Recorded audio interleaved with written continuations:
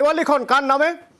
News 18 বাংলায় জানিয়েছিল অভিজিৎ গঙ্গোপাধ্যায় বিজেপিতে যোগ দিলে তাহলে তমলুক থেকে এবারের লোকসভা ভোটে প্রার্থী হবেন। তো তমলুকের বিজেপি প্রার্থী হিসেবে অভিজিৎ গঙ্গোপাধ্যায়ের নাম লিখে দেওয়াল লিখন চলছে নন্দীগ্রামে।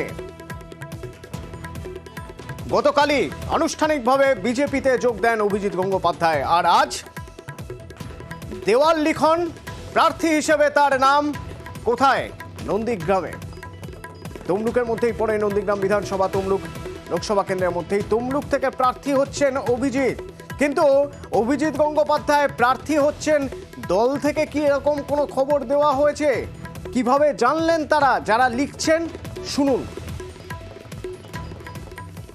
আমরা সংবাদ মাধ্যম কিংবা নিউজ পেপার কিংবা সোশ্যাল মিডিয়ার মাধ্যমে জানতে পারছি যে আমাদের যিনি বিচারপতি অভিজিৎ গাঙ্গুলি স্যার, উনি আমাদের এই তমলুক লোকসভা কেন্দ্রে উনি প্রার্থী হিসেবে মনোনীত হয়েছে। আমরা এই দেয়াল লিখনটা করছি যাতে আগামী দিনে অভিজিৎ গাঙ্গুলি আমাদের এই ডাকে সাড়া দিয়ে প্রার্থী হিসেবে এসে তমলুক লোকসভা কেন্দ্রে 2 লক্ষ ভোটের ব্যবধানে যাতে জয় হয়, সেই জন্য আমরা দেয়াল লিখনের কাজ শুরু করেছি।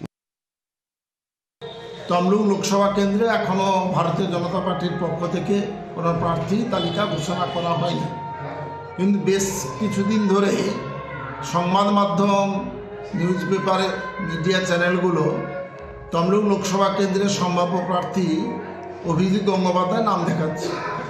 কিছু মানুষের নন্দীগ্রামে কিছু মানুষের আবেগ, উচ্ছ্বাস, আনন্দে সেই কারণে তারা দেয়ালে তমলুক লোকসভা কেন্দ্রে ভারতীয় জনতা পার্টি প্রার্থী অভিজিৎ গঙ্গোপাধ্যায় নাম তারা লিখে দিয়েছে। না, তারা মানছেন যে এখনো পর্যন্ত আনুষ্ঠানিকভাবে কিছু ঘোষণা হয়নি। হ্যাঁ, স্বাভাবিকই তো, কারণ প্রথম তালিকা যে ঘোষণা করা হয়েছে সেখানে কাঁথির কথা ছিল, তমলুক লোকসভা কেন্দ্রের কথা তো ছিল না। কিন্তু তাহলে তারা কোন সাহসে লিখছেন? অর্থাৎ তাদের উৎসাহ এতটাই, তাতেই তারা ধরে নিয়েছেন যে অভিজিৎ গঙ্গোপাধ্যায় এখান থেকেই দাঁড়াবেন।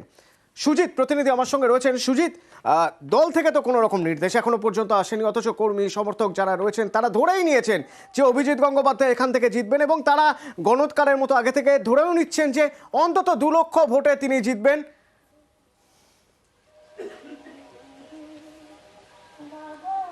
একেবারে, এবং যেটা অতনু তুমি বললে যে এখনো পর্যন্ত কিন্তু ভোটের দিনক্ষণ ঘোষণা হয়নি, আসন্ন ভোট একেবারে দুয়ারে, সেটা সবাই জানছেন।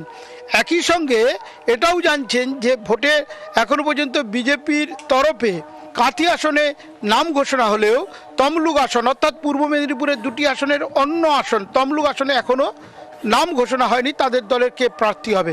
কিন্তু ওই যে বললাম, সূত্র মারফত আমরা যেমন জেনেছিলাম যে অভিজিৎ গঙ্গোপাধ্যায় এখানে প্রার্থী হচ্ছেন, তেমনি তারাও যেন মনে করেছেন বা তাদের নেতাদের কথায় হয়তো বুঝতে পেরেছেন কোনোভাবে, এবং সেই জানা এবং বোঝা থেকেই তারা কিন্তু নেমে পড়েছেন দেওয়াল লিখনে। কোথায় না, একেবারে 21-এর ভোটে যেটা ছিল একেবারে হটস্পট, সেই নন্দীগ্রামে। আসলে নন্দীগ্রামের অবস্থান তমলুক লোকসভা কেন্দ্রের যে 7টি বিধানসভা নিয়ে, তার মধ্যে একটি আসন হলো এই নন্দীগ্রাম, আর সেটি হলো বিরোধী দলনেতা শুভেন্দু অধিকারীর বিধানসভা এলাকা।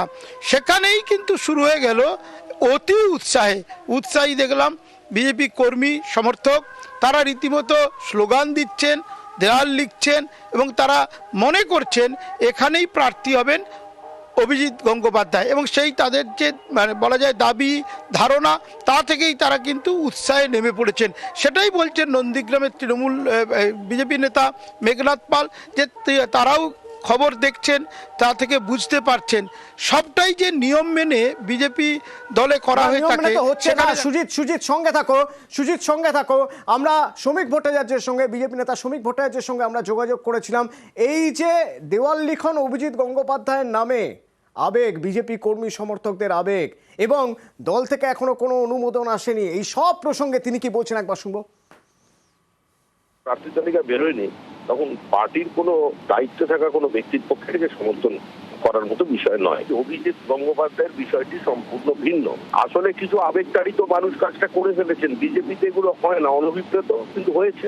এখনো পর্যন্ত যারা লিখেছেন তারা ওখানে উনি প্রার্থী হবেন কিনা এটা তো এখনো দল স্থির করে দেয়নি, এখনো পর্যন্ত আমাদের সংসদীয় বোর্ডের বৈঠক বসেনি, সেখান থেকে তার নাম ঘোষণা হয়নি। কিন্তু অতি আবেগ উচ্ছ্বাসে যদি মানুষ কিছুটা করে ফেলে, রাজনীতিটা তো মানুষকে সঙ্গে নিয়েই, মানুষের আবেগ বা উচ্ছ্বাসকে সবসময় অবদমিত করে দেওয়া যায় না দলীয় শৃঙ্খলার কারণে। দলের যা বলার, দলের যা করার, দল সেটা করেছে।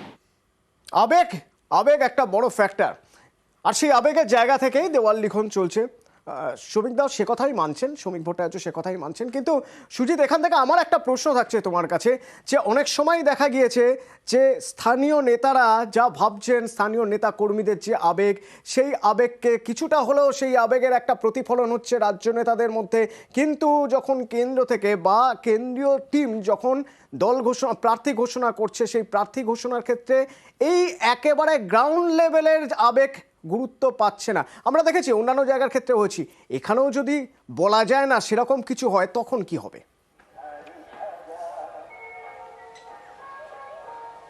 দেখো, তেমনটা যে হবে না সেটাই মনে করছে নন্দীগ্রামের বিজেপির কর্মী বা নেতা নিচুতলা তারা। এবং সূত্র মারফত আবারও একবার জানিয়ে রাখি, যে কথা আগেও বলেছি, যে অতনু, এখানে কিন্তু তমলুক কেন্দ্রে যে নাম সবথেকে আগে থাকছে, সেখানে কিন্তু এই অভিজিৎ গঙ্গোপাধ্যায়ের নামই কিন্তু রয়েছে। সেটা কিন্তু একটি সূত্র মারফত জানা যাচ্ছে। আসলে এই কেন্দ্রে চমক দিতে চেয়েছিল বিজেপি। এই কেন্দ্রে শুভেন্দু অধিকারীর সেজ ভাই, যিনি এমপি দিব্যেন্দু অধিকারী, তিনি কি দাঁড়াবেন তা নিয়ে যখন জল্পনা চলছিল বিভিন্ন জায়গায়, তখনও কিন্তু আমরাই খবর করেছি না, এখানে সেই খবরে বিশ্বাস রাখছেন এলাকার মানুষ, বিজেপি কর্মী সমর্থক, তারাও বিশ্বাস করছেন, আর বিশ্বাস করছেন বলেই তারা দেওয়াল লিখছেন। কিন্তু যখন প্রার্থী তালিকায় ঘোষণা হয়নি, তখন প্রার্থীর নাম দেওয়ালে তৃণমূল কিভাবে দেখছে, আমরা শান্তনু সেনের সঙ্গে যোগাযোগ করেছিলাম, শুনুন কি বলছেন। বিজেপি একটা ভারতীয় জোকার পার্টি। তারা প্রার্থী ঘোষণার পর আলিপুরদুয়ারের প্রাক্তন কেন্দ্রের মন্ত্রী তিনি প্রকাশ্যে বর্তমানে ঘোষিত প্রার্থীর বিরুদ্ধে কিভাবে বিষোদ্গার করছেন, রানাঘাটে ঘোষিত প্রার্থীর বিরুদ্ধে বিজেপির কর্মী নেতারা কিভাবে বিষোদ্গার করছে, যিনি বিজেপির সর্বেসর্বা, যিনি বিজেপির পুরোনো দিনের সমস্ত নেতা কর্মীদের টপকে তিনি বিজেপি পার্টিটাকে দখল করে নিয়েছেন, কিন্তু তার নিজের কেন্দ্রে তিনি দাপট দেখানোর জন্য তিনি এটা করেছেন। এরা বিজেপি দল বুঝবে যে এটা তাদের বিশৃঙ্খলা কিনা বা তাদের আইন, তাদের যে নিয়ম পরিচিত কাজ কিনা। উনি যেখানে প্রার্থী হবেন সেখানে হারবেন, কারণ বাংলার মানুষের কাছে উনি ইতিমধ্যেই সুবিধাবাদী একজন মানুষ হিসাবে চিহ্নিত হয়েছেন।